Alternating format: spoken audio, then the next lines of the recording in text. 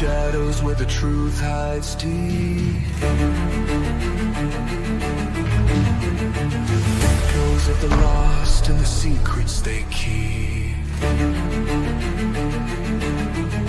Cold cases burn in the back of your mind. We dig through the dark, one clue at a time.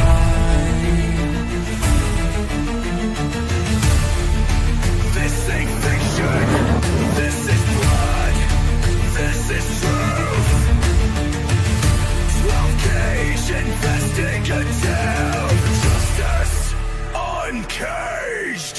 We ask the questions they're too scared to say, shining a light where the guilty pray from killers. This is 12-gauge investigative. Let's jump in. We're built for the case. Just getting started. Justice is just getting started. 12-gauge investigative. We don't miss.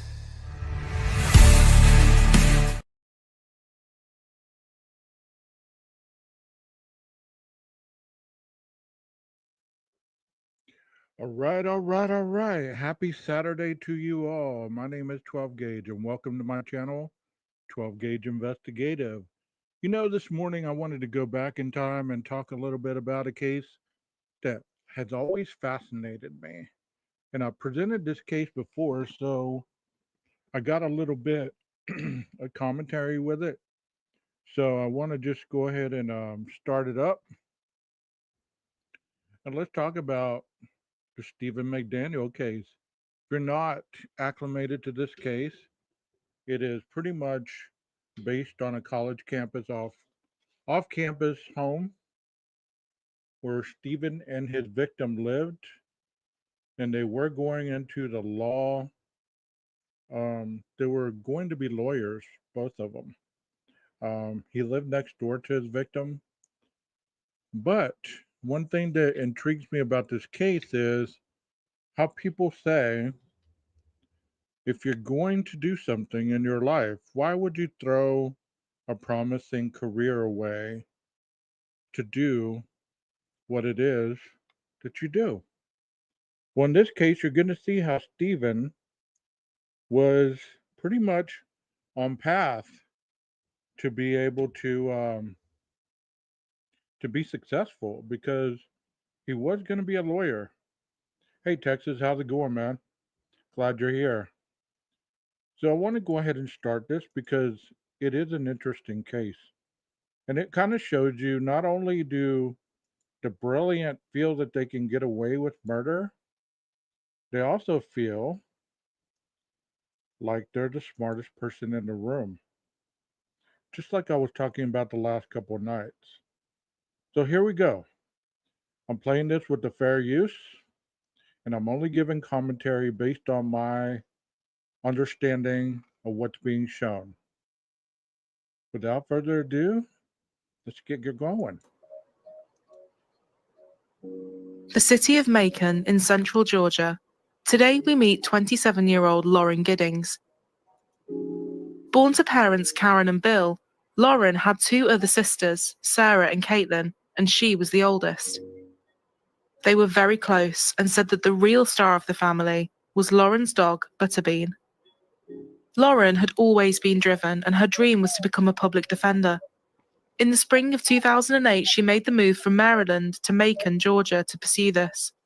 Residents in Macon say it is slow and relaxing. Everybody is welcoming, you never meet a stranger, and it's generally a quiet and peaceful place to live and study. Lauren gelled with her new home instantly. She was in a long-distance relationship with David Van Diver, a corporate lawyer, and they had met at his Atlanta law firm 4 years before. Even though she was 2 decades his junior, they had so much in common, and David said she was wise beyond her years. They clicked right away, shared the same work ethic, the same dry but also silly sense of humor, and they supported each other through some very challenging personal and professional times.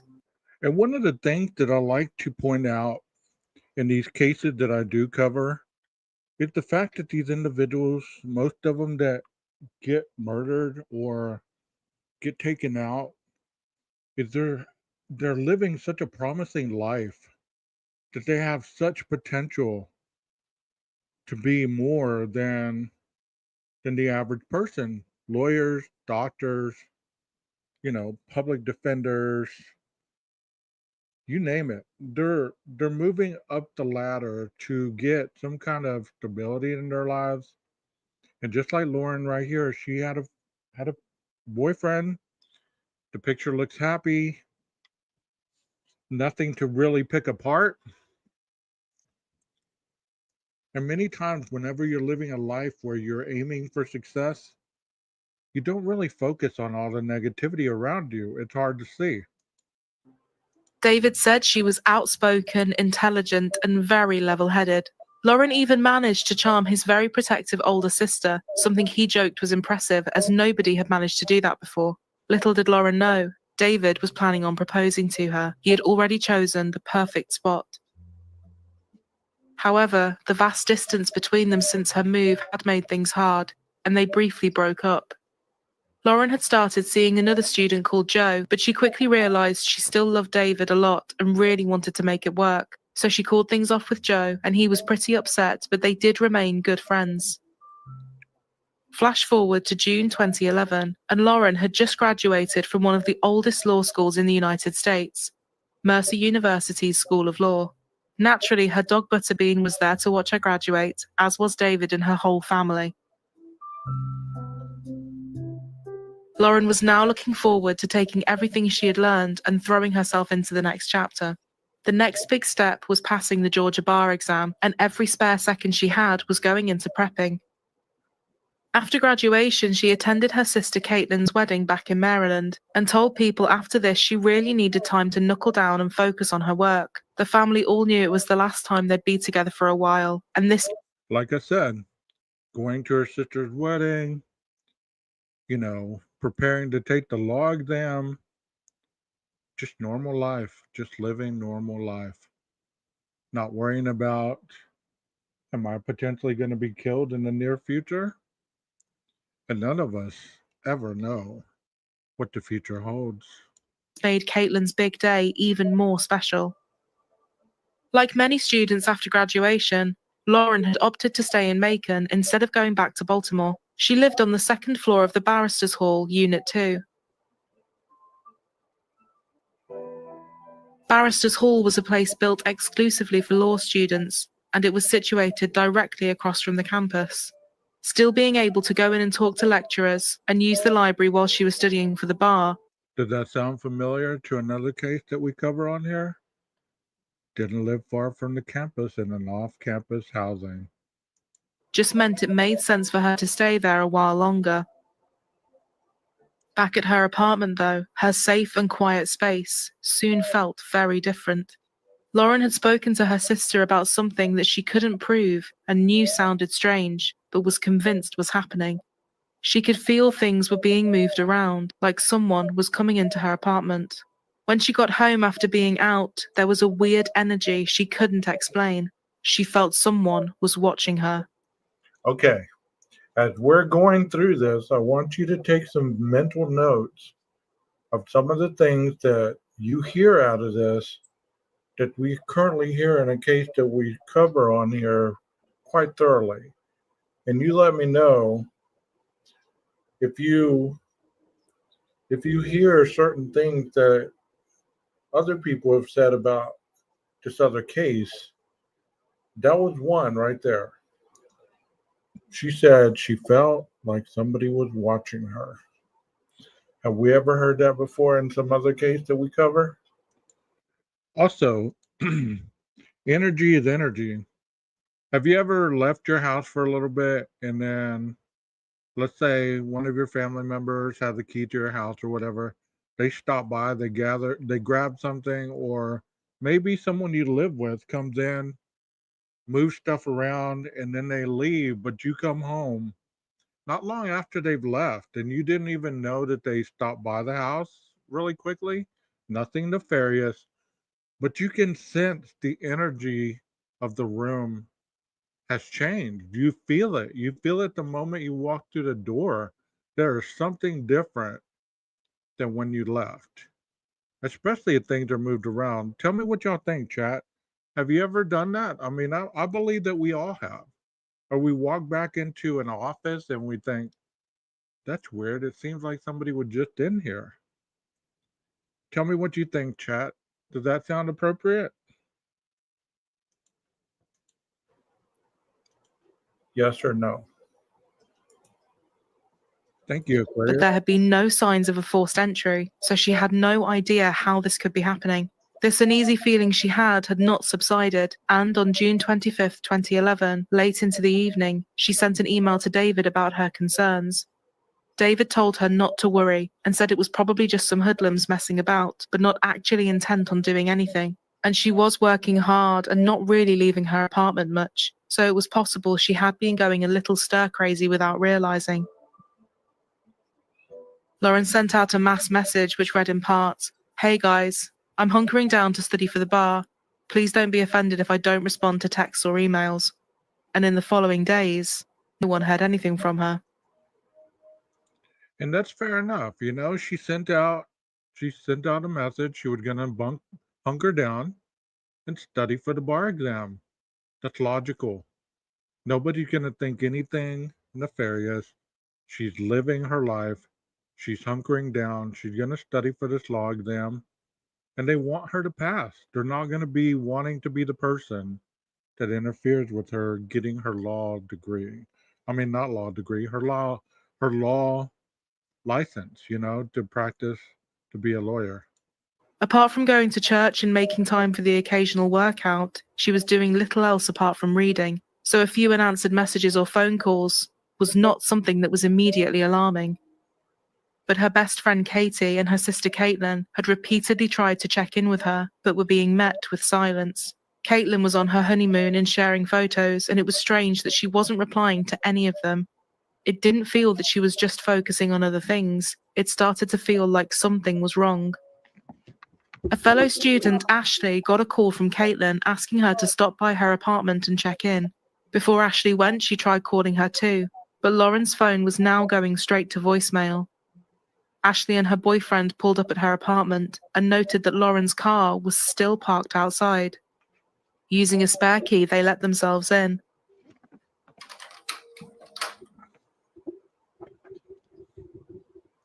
Lauren's belongings were sort of strewn everywhere, but this didn't seem that odd because she was due to move out and move in with David. But when they saw her calendar and realized the date, she was actually supposed to move out the very next day, June 30th. Then they found Lauren's purse, law books, cell phone, and laptop. Things everybody could agree she would never have just disappeared without taking. So, where was she? Ashley called some friends. Let me ask you, women in the chat, because I don't see any men yet. If there are, I mean, I don't see you in the chat, so I'm not disrespecting you. But let me ask the women, do y'all ever go anywhere without your purse, without your cell phone, without your keys, without any of those personal belongings that you carry everywhere? So if somebody ever goes into your house and they see these objects on the counter or on the bed or something like that, should they be alarmed? I would say yes, because hold on, 12 gauge. I would say that, if somebody walks into your home and they see your cell phone, how many people in this day and age ever leave their cell phone behind other than my parents? I mean, my parents they're notorious for leaving their cell phones behind. But yeah, you always have your phone, but you always have also probably your credit card with you. You probably, if you were going to leave for a long period of time, kind of like she was packing up to move and she was leaving the next day, Does this sound familiar? Somebody else was moving out that weekend. Interesting, huh? But you wouldn't leave your stuff in Desiree just like you saw in those photos. Hell, I don't leave without my cell phone. And now I got an extra thing to carry around and lug around is this Stanley Cup. I mean, it's starting to become a part of me just like everything else. Like I was joking with my boss the other day. You know what? Now I see why people carry backpacks and purses and all kinds of stuff, man. There's only so much you can hold in your hands. Thank you for interacting, Aquarius. Hope you're having a wonderful morning. I don't know very many people that go without their purse, their cell phone, or their keys.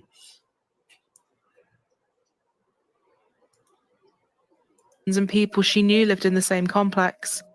Even Lauren's ex Joe started searching the university, and everyone else was looking nearby. The consensus was the last time anyone had heard anything from her was at an end-of-year party 4 days ago, but she had left the morning after and everything was fine. And a few hours later, she had emailed David talking about her worries being in the apartment. The following morning, with still no luck, it was time to call the police, and her family set off on the almost 12-hour drive to Georgia to help. At 9 a.m., officers got to number 2, the Barristers' Hall. Right away, they noted that there were no signs of a forced entry, no signs of a struggle, and nothing seemed to have been stolen. Doesn't that sound familiar with the case that we're currently on? No signs of a forced entry, no signs of a struggle, no signs of anything being taken. Same MO. But did y'all hear the second clue right there? No sign of a forced entry. So we have somebody who's stalking, somebody inside her place, no sign of a forced entry. There's 2. they could all agree that something was definitely wrong. They started combing through her rooms, and one of the first things they did was use a spray luminol to see if there were any traces of blood. Everything was coming up clean, but when they used it in Lauren's bathroom, the result was very different. Her bath had clearly been full of blood. Police believed they were now looking for Lauren's body. June 30th was a hot day with a strong breeze, and as they moved their search outside to form a new plan, a big gust of wind came along which forced a smell in their direction. They were stood near some bins, and a distinctive odour stopped them in their tracks. It was undoubtedly the smell of human decomposition. One officer said, "While we were standing there, the wind started to turn. We all smell things in life that smell bad, and that smell of a body or a decomposing body is one of the worst things you'll smell." Police opened the lids and made a grisly discovery that would stick with them forever. It was a female torso wrapped in a black bag. Testing needed to be done, but given the fact Lauren was missing and the luminol results from her bathroom, they strongly felt that it was a part of her body. I had never seen anything like that before. Who could have done this? Because truthfully, only a monster could do something like that. It was absolutely horrible, one detective said. In a weird twist of fate, the police cars being parked near the entrance had stopped the trash removal van from getting in to empty everything. If the police hadn't been there at that moment blocking things off, everything would have been gone by the time they'd started searching. As suspected, testing confirmed it was Lauren Giddings' torso. The chief medical examiner would later confirm that there were no signs of sexual assault, but could not confirm a cause of death. They did believe she had been killed and dismembered on June 26th. Lauren's apartment, especially the bathroom, was now being dusted for fingerprints and the likes, but it looked like there had been a pretty thorough cleanup done, and only luminol was picking anything up. They had cornered off everything outside and were trying to keep what they had found under wraps. If it was someone in the complex, they didn't want to alert them to the fact that they had just found her, in case this caused anyone to run or hide more evidence. One officer said, "You have to look at who is closest to the victim, either romantically or geographically." The people involved in the initial search, Ashley, Joe, and the others, were all Good question, Rondi. I don't know. I guess the dog was at her parents' house. I don't know. Hopefully, it wasn't in her dorm room right there. And also, as you heard, there was a cleanup, but the only thing that was picking up anything was the luminol. So if there is a cleanup, it doesn't completely erase the crime scene, as people think. People think if there's a cleanup, there's nothing left behind and it's immaculate. There's no way that you can clean up something without leaving proof that there was a cleanup, whether streaks on the floor, whether, we've looked at plenty of blood spatter photos in this channel. So to think that if someone cleaned something up, it'd be immaculate, and it's not true. asked to come in and give statements. They also spoke with her partner David, but he was not only devastated, he had been away on a golfing trip in California, and his alibi checked out. It was quite obvious that he was not at all involved. Lauren's ex, Joe, was much the same and was quickly ruled out. The authorities were keen to search every home in the block so they could start eliminating people. Everybody was happy to do this. Everybody apart from one person, 25-year-old Stephen Mcdaniel. So why would this be an issue, they wondered. It's the lawyer in me. I'm just always protective of my space, he said. He was a fellow law student, also prepping for the bar exam, and had been living next door to Lauren since the first year of law school, number 4. He had actually been there in the initial searches for Lauren, walking around with her friends, and someone they had asked to come to the station a few hours before. See, that's what we always hear is at times there's the killer interject themselves into the crime by assisting to search for clues, search for objects, or even you're going to see this guy. I know that this isn't a new case. I'm revisiting this from an older archive that I have on my channel because I think that it's so substantial how this guy thought that he got away with the perfect crime. He was a smart guy. He was a law student. So he was helping look for Lauren. He was helping, he was interjecting himself into searches. It happens. With me is her next door neighbor who lives in apartment 4. Can I get your last name? McDaniel, Stephen McDaniel. When was the last time you think you seen Lauren? It was either last week or the week before that. I was coming back from bar prep and I was driving back and I saw her going out to run. Is there anything that you could tell me today or add to your statement that could help me locate Lauren? I can't think of anything. I mean, we looked around to see if there was a note or if there was anything, but there was just nothing that we could find to try and figure out where she was. They continued to search the rest of the block, but kept their eye. So, did you catch that? What he said? We looked around. There was nothing. There wasn't a note or anything. So, why would there be a note to anybody? See, these little things like that is whenever you're listening to somebody talk, you pick up on things like that. You pick up on what is subtle rather than what is pronounced. There wasn't a note or anything. What would make it imperative for Lauren to write a note? To who? Who would she be writing a note to? She had sent emails to people that were close to her that she was going to be hunkered down to study for the law exam. Why would she write a note? And why would he interject that in his thought process to the police? Red flag number 3. On him. His behavior was looking odd. He was both refusing to help with anything, but at the same time loitering around and making sure he was involved with everything. Stephen stayed there all day, watching everything everyone was doing, and walking around after the police as they were in and out of other people's homes. He was raising eyebrows, even more so when the media started interviewing people. He was one of the first people to talk to them and gave his theories about what could have happened to Lauren. So if you're the police, put yourself in a police mindset right here. Not about guilt, not about innocent. Listen to what this man says. Listen to every word he says.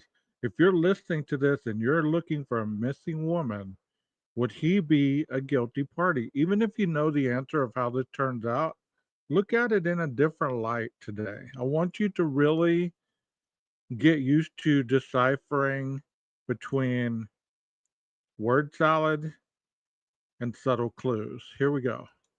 Have you guys ever heard that sometimes the killer comes back to the crime scene or loiters around the crime scene as the police are looking for clues and evidence? I just said that, 12. What the hell? Have y'all ever heard that? This is a perfect example of this guy. You would think as a lawyer, see, we give people too much credit. Too much credit. The other guy who's a criminology student, we give him too much credit. We give this guy too much credit. This guy was a lawyer. He was going to be a lawyer. And look at the mistakes he makes. Here in a minute, you're going to hear about the mistakes he makes.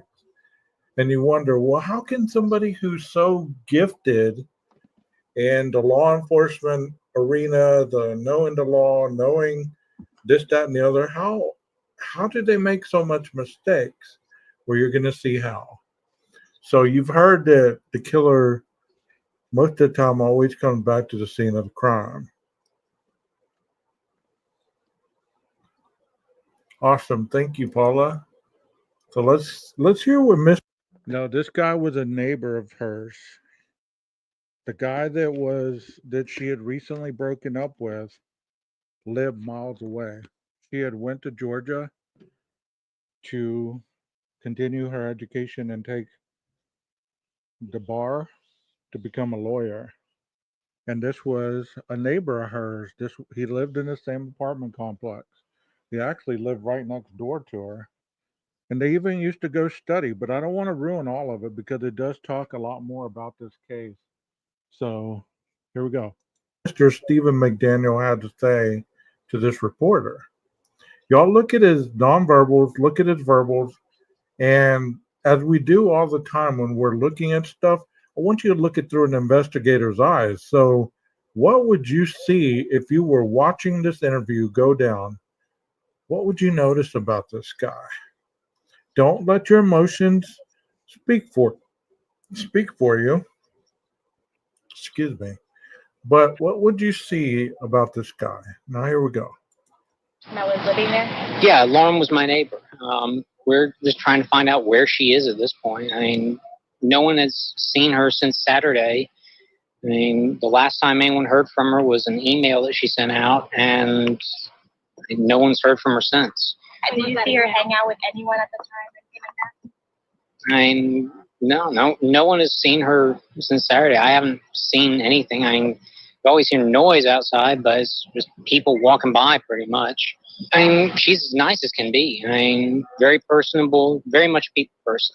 Do you know any enemies she might have had, somebody that might want to hurt her? No, I mean, we don't know where she is. I mean, the only thing we can think is that maybe she went out running and someone snatched her. Because see, she asked the question and totally dodged it. He interjected, "What do you think that she went out for a run and somebody snatched her?" What would make you think that first and foremost, right off the bat?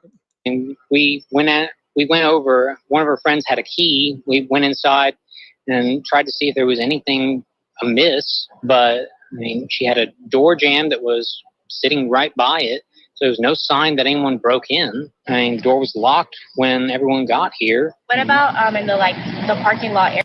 Okay, what do y'all notice about him? I just asked you a question. What do y'all notice about him as far as the verbals and nonverbals? She's asking them, has anybody seen her? What are some of the answers he's giving? Are they very definitive answers, or are they very quickly, and is he talking fast? Is he like making side to side eye contact. What do y'all notice? His hair. Hey, Nina. Hey, Mickey. Glad you're here. Hey, Rondi. area. I know they've been doing a lot of. I think that's where they have recovered the body or whatever they recovered from there. Body? Had you heard anything? Had you seen anything there? Body? Had you seen anything there? I mean, we don't know if this is the same person. Body? You know what I mean? Like, they Look said that at him. body there earlier. We don't know if it's the same person or not. That's how we're trying to ask people if they know who lived there. Did Are you you okay, notice sir? that? I think I need to sit down. Okay.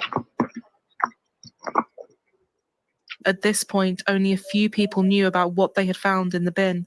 And after the interview was over, Stephen sat for ages just staring into space. Let me rewind that. Watch this. Watch his face when the reporter said what Parking lot area. Okay, what do y'all notice about him? Okay, shut up. He's like making side. Shut up. Here we go.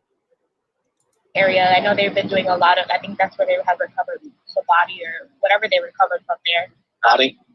Had you heard anything? Had you seen anything there? Body? Had you seen anything there? I mean, we don't know if this is the same person. Body? You know what I mean? Like, they Look said at that him. body there earlier. We don't know if it's the same person or not. That's how we're trying to ask people if they know who lived there. Are you okay, sir? I think I need to sit down. Okay. At this point, only a few people knew about what they had found in the bin. And after the interview was over, Stephen sat for ages just staring into space. No, they haven't confirmed, at least not with us, that it was Laura that they found. Are you holding out any hope right now? I hope, but You hadn't heard anything about a body until you were talking to us earlier. no. No, as far as any of us knew, they were still trying to just find her. Joe, he got onto her computer last night to see if she had said anything. She'd sent an email out to some people. There was an email that she sent out after 10 that night where she sent to, I think it was someone in Atlanta, a friend of hers in Atlanta. She was afraid in her apartment that she thought that someone had tried to break in on Thursday night. And she was afraid to stay in there. But Where did you hear that from? From Joe? he pulled it up and we read it off the screen. I hadn't heard anything on Thursday night. No. She never came to you to tell you anything? No, she was afraid in her apartment, then, get her out of there.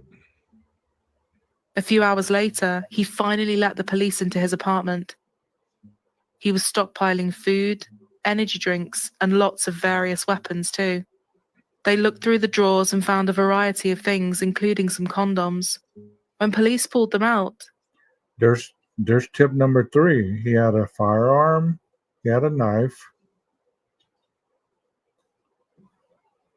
Stephen mumbled something about being a virgin and saving himself for marriage.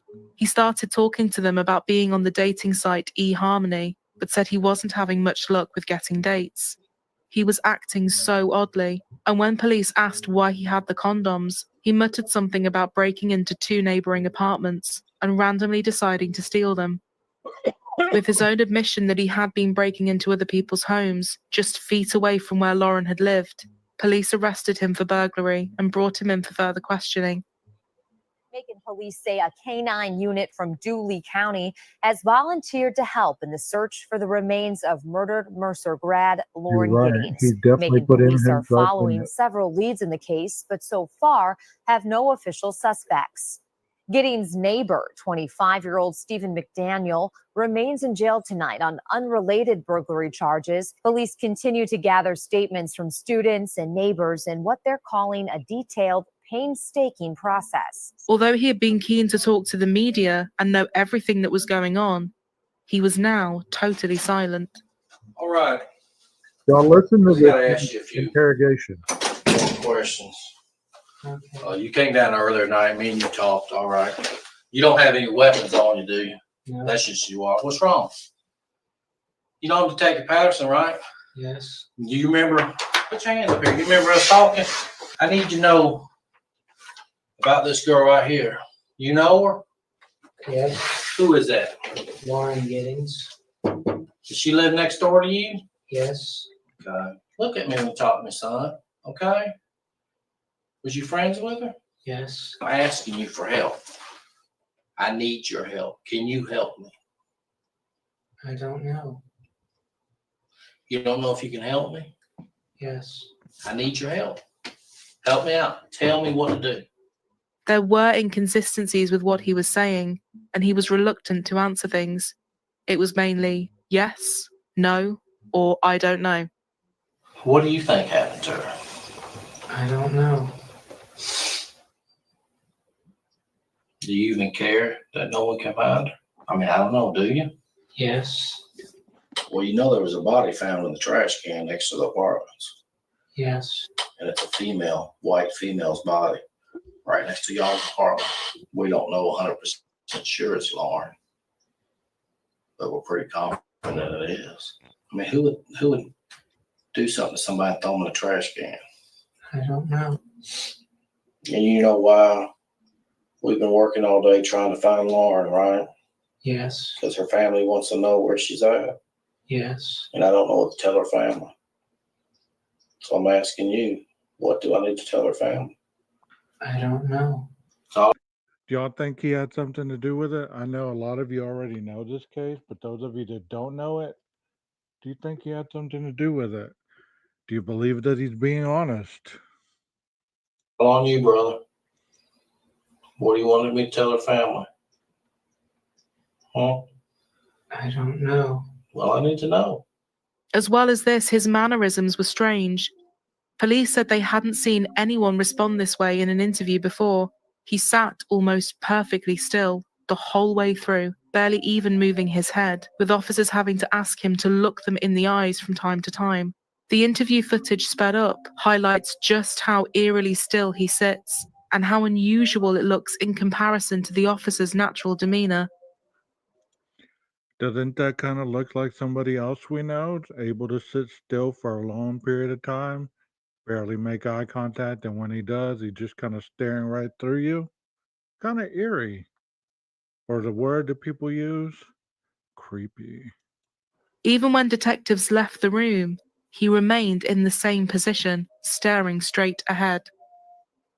His constant repeating of no and I don't know was now starting to grate on Detective Patterson. Yes, it There was is no very doubt in his creepy. mind that this was the person behind the awful thing that had happened to Lauren. You got your ass on that fucking news and stood out there and gave a media report that her mother saw. You sure stood out there and ran your mouth to the news media, but now you're going to get out here and you don't fucking know. You're just a sorry piece of shit that don't give a fuck. Yes. Why would you not be honest with me? I am being honest. Stephen, it just doesn't feel like it, buddy. You know, I get the sense that there's something weighing heavy on your heart right now. Stephen, did you hurt Lauren? No. What'd you do, buddy? I didn't do anything. What'd you do to Lauren? I didn't do anything. But it was now past midnight and they were no further forward in getting answers. You're going to look at this right here, this little girl right here, and you're going to say you don't know? I know you know. I don't know. Yes, you know. What are you going to say tomorrow when I say we got your hair with the body? I believe that you're a good guy. You've been picked on. Girls didn't show you the respect that you deserved. You did something stupid. And I believe you feel bad about it. And that's why you're all freaked out right now. We want you to tell it so that way people understand you're not a monster. Things just, you got out of control. It's a sickness. Why'd you do it, Stephen? I didn't do it. Stephen, why are you going to keep telling that? You hurt that girl. No, I didn't. Yes, you did, Stephen. You take this from me. You don't deserve to look at it. Just stay right here, okay? Okay. Yeah, at that point, he should have pled the fifth and just lawyered up, because even though he was saying, I don't know, I don't know, I don't know, they're still incriminating against him in the court of law. Anything you say can and will be used against you. Hey, Harlot, thank you for being here. You too, Nina. So, what do y'all think about his demeanor once they took him in? I mean, he instantly went from chatty Cathy out there, like the detective said, to being totally shut down and not knowing anything. Do you believe that potentially hurt him, or did it help him? Because a lot of times people just want to, they want to deny their involvement, so they think, well, if I just say I don't know or I don't have a clue or whatever, that's going to look better on me, but it really doesn't. It's better not to say a word. I appreciate all your cooperation tonight, okay? Okay.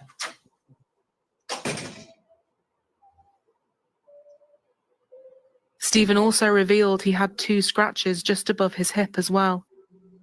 As the interview progressed, Stephen's apartment was being turned upside down. Investigators found that he somehow had a master key to get into every room in the complex. They found the packaging for a hacksaw and several flash drives, which later turned out to have graphic and disturbing images and videos of children on them, and a pair of underwear that, once tested, came back to Lauren Giddings. Let me stop that right there. We know in this other case that the individual supposedly was, and I hate to keep harping on this, but there is a reason why this is such damning evidence against him: the pornography. So if there's anything on that pornographic site that elicits a pattern that you can see in the current crime, it shows the state of mind of the offender at the time. So the state of mind is a huge thing. And a lot of people say it's circumstantial. No, that's not the word for it. The police are showing a pattern of the state of mind of an individual who could have committed this crime based on this evidence. And based on the evidence that we've seen, the state of mind matches Brian Koberger. It matches this guy. This guy had kid porn on the flash drives, so he was a virgin. So obviously he was looking to dominate someone who was less capable of fighting him, just like a child or maybe a Lauren Giddings. A look into his search history showed he was often on her social media profiles, and he would be searching these at the same time he was looking up and watching violent pornography. They found he had written blogs about torturing and killing women too, sharing his depraved fantasies on forums. It was all disturbing, and given the amount of searches he had made for Lauren's name, he was clearly obsessed with her. Y'all watch this. And one of his last and latest searches was for Macon's trash collection times. It's all over anyways. The game's over. I mean, we know what you did to her, so we just want to know if you were going to tell us or not. I didn't do anything. Well, that's what you say. But we know different. So you're fucked either way. So you can sit there with that dumb look on your face, but it's over. I don't know what you want me to say. I want you to say nothing. You're fucked either way. Thought you were smarter than everybody. Somebody always leaves something in a crime scene. You fucked up. First, I didn't really believe you had anything to do with it. I said, man, it couldn't have been him. He used to work down the DA's office with us. He's a good guy. He used to help us out. Friendly guy and everything. Couldn't be him. He couldn't have done something like that. The sad thing about it is you probably could have made something with your life. But you chose a different route because, one, you don't have a girlfriend, and two, you're never going to get a girlfriend. In the maintenance room in the complex, they found the hacksaw that matched the packaging found in his apartment. There was blood on it.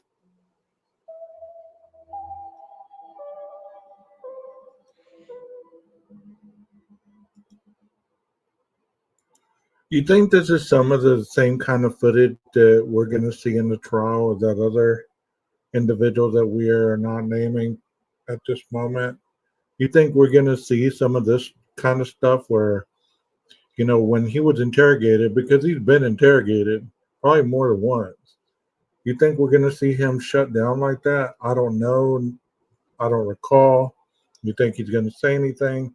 You think we're going to see him shopping at the Walmart or at the Albertsons like this dude, buying stuff that they told us that they found at his apartment? What do you think? CCTV had confirmed it was him buying the hacksaw too.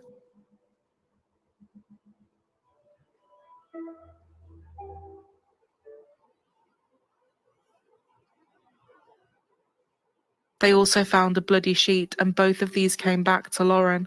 The maintenance worker had already been ruled out, and the only other person that somehow had a key to get into this room was Stephen. This was Lauren's killer, but who was Stephen Mcdaniel, and why on earth had he done this? Classmates of Stephen said he was uncomfortable to be around, very awkward and difficult to talk to. He would ask people weird things about death, fixating. Now, that doesn't sound coincidental, does it? Weird to be around. He'd ask weird questions. One thing that they're not saying about this is he stalked her. He took his cell phone. I don't know if it's coming up, but I'm gonna spoil it for you anyways. He took a broomstick and he tied his cell phone. He taped his cell phone to the broomstick and would go to that window by Lauren's door when it was open, and he would raise the broomstick before there was a selfie stick, and he would raise it and he'd sit there and videotape her doing whatever. So was that stalking or was that surveying? Because she was none the wiser, but he was still doing something illegal. You get what I'm saying? On a zombie apocalypse and committing the perfect murder. He would Did y'all just hear that? quiz people on how they would, hypothetically, kill someone and cover it up.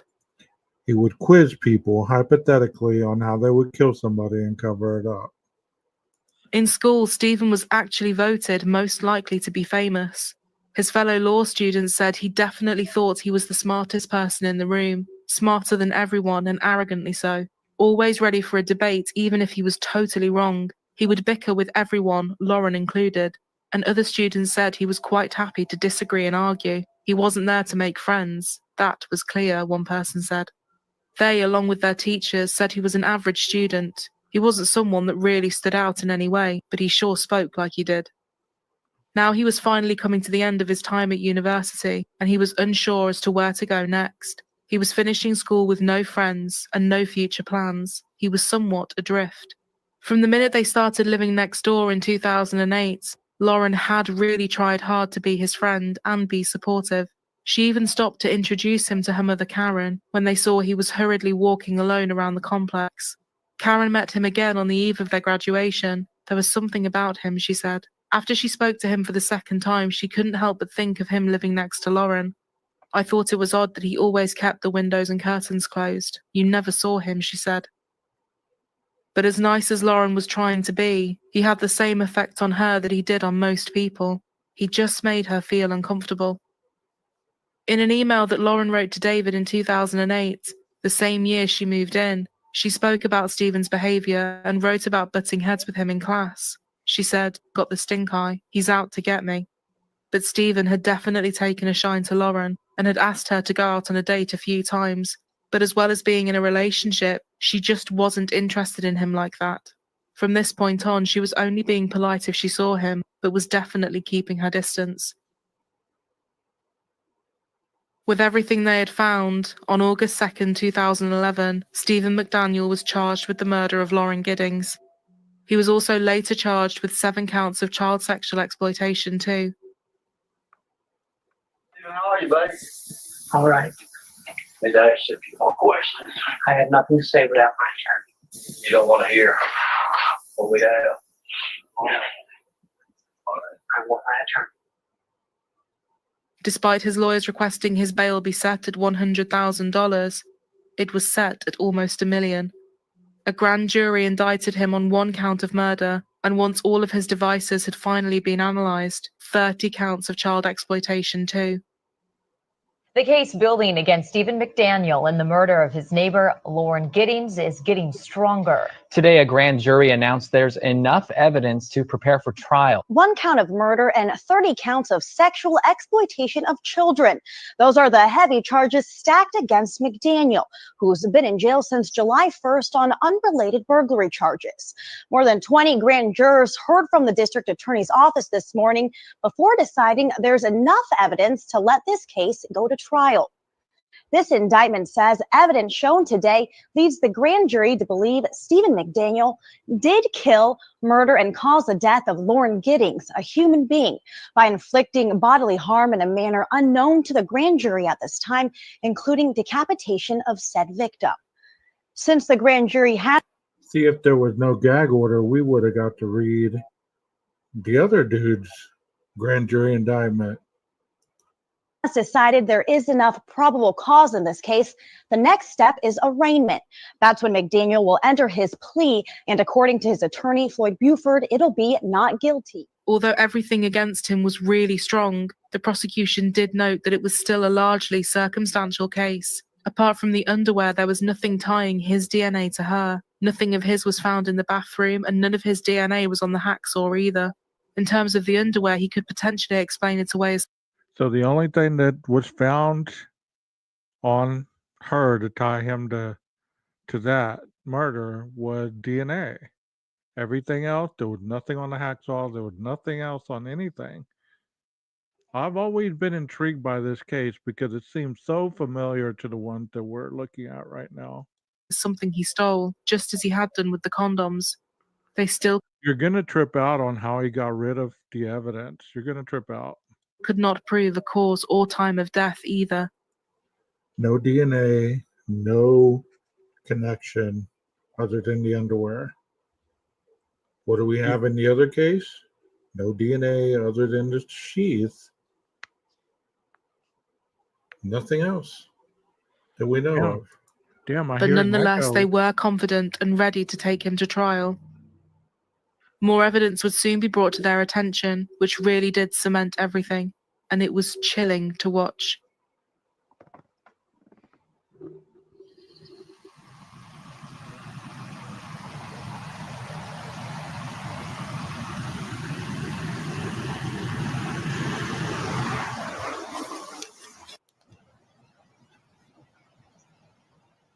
On a memory card taken from his apartment, they found a video which proved that Stephen had been stalking Lauren for quite some time.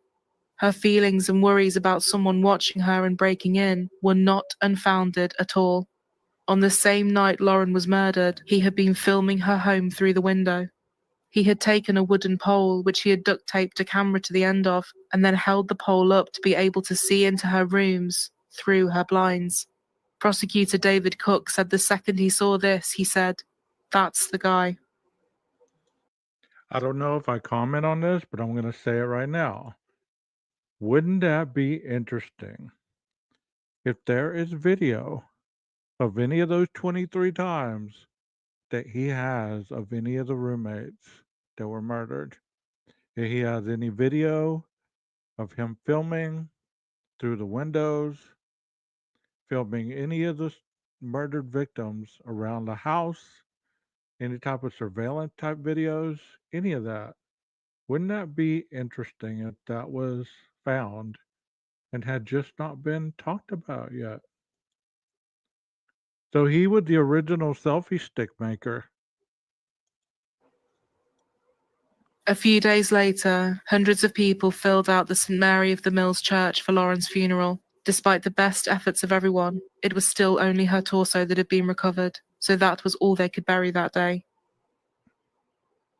Today, the Bibb County District Attorney's Office announced it plans to seek the death penalty against Stephen McDaniel. Stephen McDaniel pleaded not guilty, and the defense were preparing to position the idea that the police were framing him and had entered his apartment many times to plant things. In another twist, one of Stephen's defense attorneys who briefly worked with him. Did you hear that? He was claiming the police were framing him. They entered into his apartment and planted evidence. Who does that sound like? I tell you, the similarities are so telling in this case. Had actually been one of Lauren's teachers in a transitionary course from law school into law practice.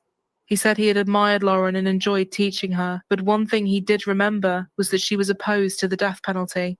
So, knowing that the prosecution were already pushing for this, he was pushing to throw it out. As everybody prepared for what would be a very tough trial, the prosecution agreed to drop the child sexual exploitation charges and offered him a plea deal. And this meant Stephen, with the advice of his lawyers, had a change of mind. In April 2014, just a week before the trial was due to start, Stephen McDaniel finally pleaded guilty to killing and dismembering Lauren. For nearly 3 years, two huge unanswered questions hung over the death of Lauren Giddings. What happened the night she died, and what happened to the rest of her body, since only her torso was found after the murder. Today, Stephen McDaniel spelled out the answers to those questions in chilling detail. As part of his plea deal with prosecutors, McDaniel agreed to write an allocution, a document detailing what he did and how. Stephen McDaniel is a psychopath who cowardly allowed darkness and evil to consume him. He should never be permitted to prowl the streets of this world again. That is the voice of Karen Giddings, the mother of Lauren Giddings, the Mercer Law grad who was killed almost 3 years ago. Today, Stephen McDaniel entered a guilty plea to the murder of Lauren Giddings. His guilty plea provides finality to this case and assures justice that cannot be undone. Because of this guilty plea, Stephen McDaniel will never again be able to deny that he and he alone is responsible for Lauren Giddings' death. One of his old attorneys said, the case took a turn for the worse for McDaniel when the computer evidence started coming out, and it just kept coming. They were continuing to find more and more evidence related to his computer and camera, and finally he agreed that was enough to get a conviction. Before he was set to be sentenced, the prosecution presented the evidence which attested to his character. They showed the recording of Lauren's home and read out some of Stephen's alleged forum posts, one of which read, graduate from law school, party hard by drinking alone in front of my computer, see my sexy neighbor/classmate come home late, invite her up for a nightcap, make her a special drink called a Mickey Finn, a drink designed to knock someone unconscious. She's out cold. I finally lose my V card. Oh no, she's... I cannot overcome the similarities. Like, I don't know what you are thinking right now watching this, but I've watched this like 4 times because I've done this case at least 4 times, and it just blows my mind how closely these cases are together. She's OD'd and died. I barbecued her legs and arms to celebrate losing my V card, not into organ meat, but threw her torso out. Lose it on TV while the cops are discovering her remains, you mad virgins. However, the legitimacy of this came into dispute as some people claimed it was someone trolling online, and although the prosecution firmly believe it was him, it does remain up for discussion. As part of his plea deal, he had to admit to the court what he had done that day, and this was what he said happened. Didn't we have the other person have a screen name of Inside Looking or whatever, supposedly? He was also giving clues online.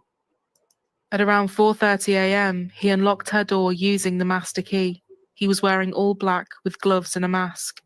He said he stood watching her sleep, but she must have felt something was wrong as she... Did y'all hear that? He was clad in black, wore gloves and a mask. Woke up abruptly. Before she could get out of bed or even process what was happening, he leapt onto her and put his hands around her throat. The pair struggled and fell onto the floor. He said Lauren grabbed his mask and pulled it off, and when she realized it was him, she called his name and screamed at him to stop. She cried and tried to fight him off for almost 15 minutes as he was strangling her, before she ultimately stopped breathing. He dragged her into the bathroom and put her into the tub. He left her there for the rest of the night and following day. And on the evening of June 27th, he returned with some tools, including a hacksaw, and proceeded to dismember her, which he described in graphic detail. He put parts of her into different bags, which he said he dumped in bins around the university campus. But her torso he put into the bin next to the apartment block, thinking it would be taken shortly. He cut up his mask, gloves, and shirt and flushed them down the toilet. The medical examiner had revealed there were no signs of a sexual assault. And You know, when I heard that little piece right there, it just blew my mind because I was thinking, what if that's what the other dude did? He took off his mask, his clothes, and his gloves and flushed them down the toilet. Of course, you'd never find them. I was like, wow. Ding, ding, ding, ding, ding. And Stephen said he had not sexually assaulted Lauren. She was wearing pink running shorts when she died, and I never removed them. They were found on her torso just as I had left them, he told the court. No sexual assault. Even though it had now been almost 3 years, people still couldn't believe it. Lauren had been nothing but friendly and kind to him from the second she met him, something Stephen acknowledged too. He claimed from that night on, he was in a dreamlike, delusional state and had convinced himself that Lauren was still alive. He said, "It's difficult for me to explain why I killed Lauren and attempted to conceal my deed the way I did. I know that it was very wrong. I am not delusional or without all morals or decency. Something in my makeup, my psychology, my neuropathy, my own particular pathology perhaps must explain it." He told the family he was sorry and grieves for Lauren every day, but doesn't expect forgiveness from them. "There is no way I can ever deserve it. If I could take back what happened, I would," he said.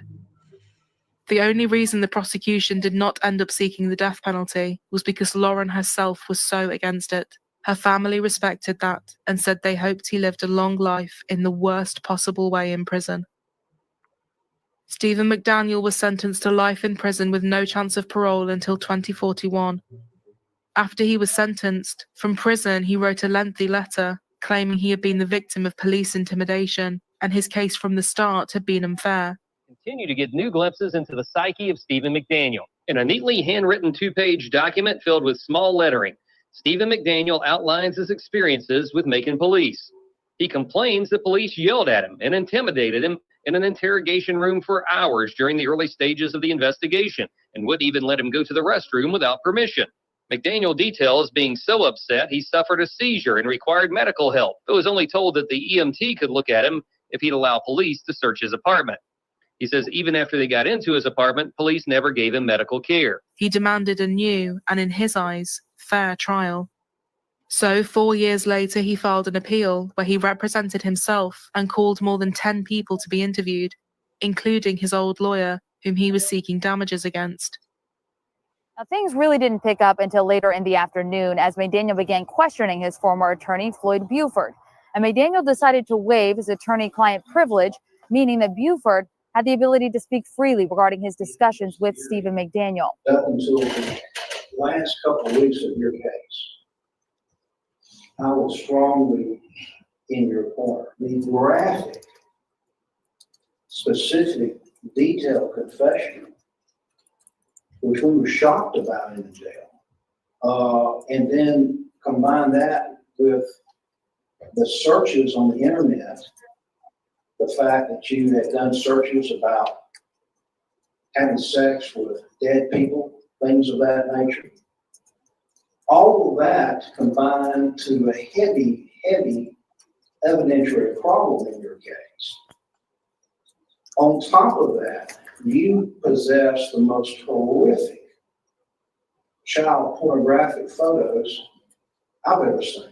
Now, in McDaniel's habeas, he claims that Floyd Buford, Frank Hogue, and the rest of his defense team failed to represent him effectively. Here's what Buford had to say today about that. Started off facing death penalty. He ended up with life, possibility of the world. You could get out when they see you. In his complaint, Stephen asked the court to award damages from his lawyer in the amount of $50,000 for legal fees and another $250,000 in punitive damages for his lawyer's alleged negligence. He also filed a motion against Bibb County Judge Howard Sims, claiming he had shown prejudice towards him. This appeal was denied. The now 37-year-old filed another appeal again in 2022, which claimed that the prosecution had stolen documents, his rights had been violated, and his lawyers were incompetent. He was requesting his conviction be overturned and he be released from prison. Stephen's dad, Mark, stood behind this and said, "We're hoping that the truth comes out. That's all we're hoping." But the judge said he could not even consider this appeal as he filed it over a year late, and this was also denied. Had Mcdaniel exercised reasonable diligence, rather than blindly assuming the Georgia Supreme Court was to blame, he would have realized that his motion was untimely, the judge added.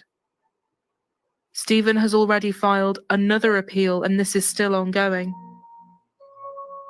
Some of Stephen's family and friends still believe he is innocent, and his dad even started a GoFundMe to help with his legal fees, but it raised nothing and the page was quickly removed. Lauren's sister Caitlin called it pathetic and delusional. His grandfather Hollis, before he died, gave an interview about visiting him in jail. He said, "If all this that the police have got is true, then I guess I'm a broken-hearted grandfather. You come in and he's just sitting there quiet and you can't get nothing out of him. You feel like picking him up and taking him to the doctor, but he's grown, he's not a little boy. So it just breaks your heart. You have to accept what is in front of you whether you like it or not. I did what I thought was right at the time to get him a lawyer immediately. I thought he'd go over there and pay his bail and then take him home, but my God, when I saw him, he just looked different." His mother Glenda defended him as well, and seemed certain that at the time he was arrested, he was innocent. "I have a big hug for him when he gets out, and he has one for me," she said, adding that she has visions of him becoming a Supreme Court justice one day. But as far as the police, prosecution, and Lauren's family were concerned, the trial was over, and the correct decision had been made all those years ago. Lauren's sister Caitlin said, "It seemed like she might have been one of the people who was actually nice to him and gave him some attention, even though he might have been a loner. There's no story here about telling your kids to lock their car when they get in or don't go to this side of town. You know there's no, she shouldn't have done this and it wouldn't have happened. Because you should always be nice to people. You should always be nice to your neighbors. Just because someone looks different doesn't mean they are. But in this case, he just was." Detectives believe they stopped a serial killer in the making, a predator and a danger to children that day. Once voted most likely to become famous when he was younger, he is now infamous in one of the most shocking crimes the community had ever seen. The police praised Lauren's family and friends for being so quick, and they acknowledged that if the trash collection services had emptied the bin where her torso was located, the case may have gone cold and they might have never caught Stephen. Investigators also believe that Stephen has never been entirely truthful about what happened, and there is more to the story. "I'm sure there are things he'll never tell anyone," said Detective David Patterson. Lauren's sister Sarah added, "Obviously we know she died, but we don't really believe anything Stephen McDaniel has said. I don't think he is a very honest person. I think he can make up a million stories. He has a very vivid imagination." They continue to search for Lauren's remains, believing they might even be in a 62-acre area owned by one of Stephen's family members. Although he is eligible for parole in 2041, legal experts think he will spend the rest of his life behind bars. Lauren's family celebrate every milestone and every event she should have been there for, as if she is there and joining in. They also organise runs in her memory every year too. Her sister Caitlin named her baby girl, Lauren Magnolia, after her. Macon have 2 memorial plaques dedicated to her, and these can be found at Mercer Law School and on a pink bench in Washington Park, in Mercer's downtown district, somewhere she loved to run.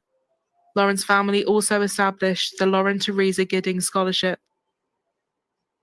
In the law firm where she briefly trained, Lauren was always known for wearing bright colours, especially pink. They even named Wednesdays Pink Wednesdays after her, joking that she was like Elle Woods from Legally Blonde. A close friend of hers said that her choice of colour in a famously monochromatic working environment always made people smile, as well as started a conversation. She immersed herself in a profession that's known for black pinstripes. Pink was her way of saying, "Bring it on to the world," she said. And friends said that summed Lauren Giddings up. She made herself hard to miss and was unapologetic about it. Driven, a go-getter, and ready to take on anything that came her way. Caitlin said, "It's not like she doesn't exist in our lives. She does. It's just very different."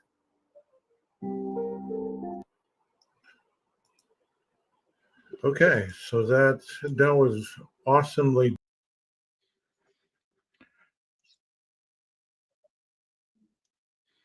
All right.